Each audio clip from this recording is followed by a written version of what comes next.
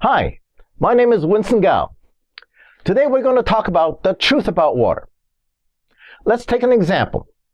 Recall a time when you drank a glass of water and it didn't quench your thirst. What's wrong with that picture? Well, that glass of water did not quench your thirst and it did not hydrate your body. Thus, you were still thirsty.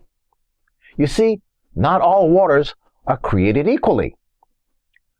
For example, you probably have seen this. You might see somebody like a golf course, they water their water all the time. And the grass is so green. But you have one good torrential rain.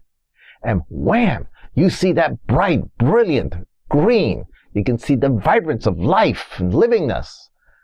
They're healthy, right? And yet, other times you can have a rain.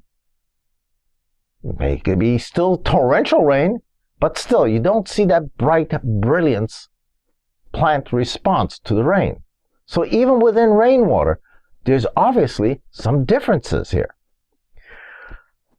Let's take another example. Just take a look at what we name waters. You know, we have well water, rainwater, artesian well water, primal water.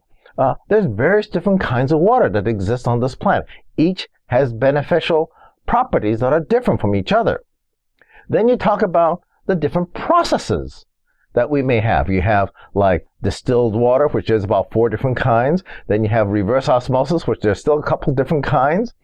And then when you talk about the cities, now each city has different kinds of water that they have to deal with in the first place, and they will have in their repertoire on any given day some 300 different chemicals that they will throw in or take out or handle whatever they have to do. And they have a repertoire of up to 700 plus different chemicals that they can use.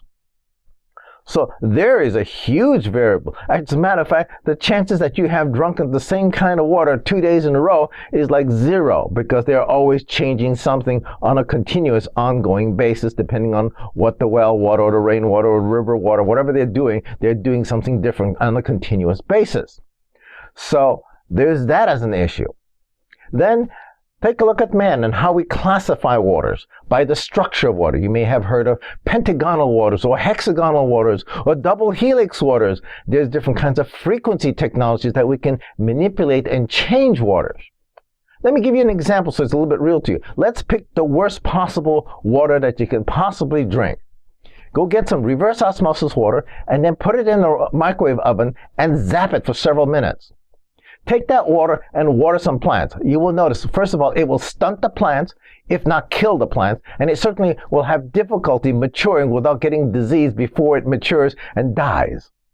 So that tells you that you can really change and alter the water structure. But stop for a second. Don't thousands of people across the planet microwave their coffee, their tea, their food? After all, it's the water in the food that vibrates, changes structure, changes the structure of the water, changes the structure of the proteins, the enzymes, all the various different sugars, starches, everything is changed. Now, what does it change to? Well, the Russians have given out several different reports over the 1970s, 1980s. They document how the change for the proteins and sugars are totally different, and they were all harmful, not good.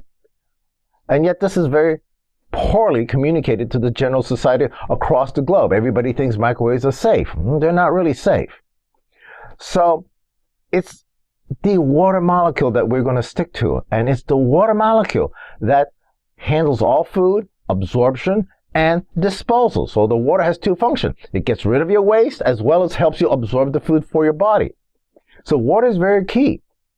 Now, don't think just because you switch to bottled waters and you're avoiding city water that you've handled and done the job, because most bottled waters is reverse osmosis water. And that's an acidic water.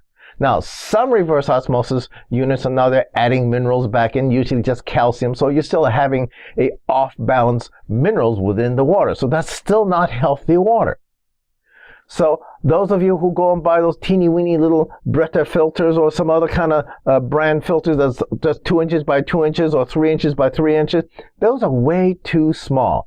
That's completely doesn't do the job. Yes, it does make the water taste better, but toxins frequently don't taste bad. You can't really notice it. They're flavorless. So don't go for the cheap substitutes. It is your health. After all, if you don't filter the water properly, your kidneys, your liver, those are your organs of filtration. They will have to filter out. And unlike a cartridge filter or a tank filter, you can't just throw away your kidneys and your liver. You have to replace them.